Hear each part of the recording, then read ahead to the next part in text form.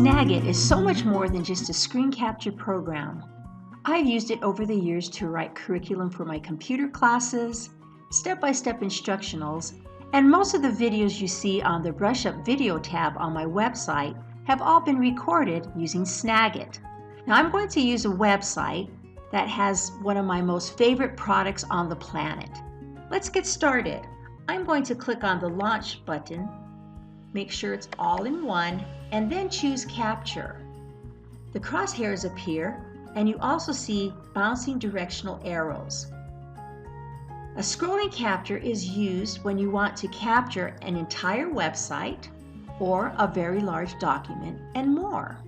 It will automatically start scrolling the website for you. When it's completed, it processes the capture and then takes you into your Snagit editor. Initially, it will come in small, but you would just go into your zoom window and choose actual size. That way, you're able to review it to make sure it captured everything that you need. Another example I want to show you using scrolling capture is an Excel document that I have. Again, I will launch the Snagit capture, click on Capture.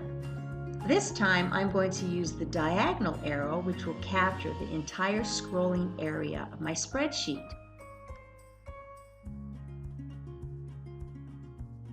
Voila! The second type of scrolling capture that you can do is a panoramic.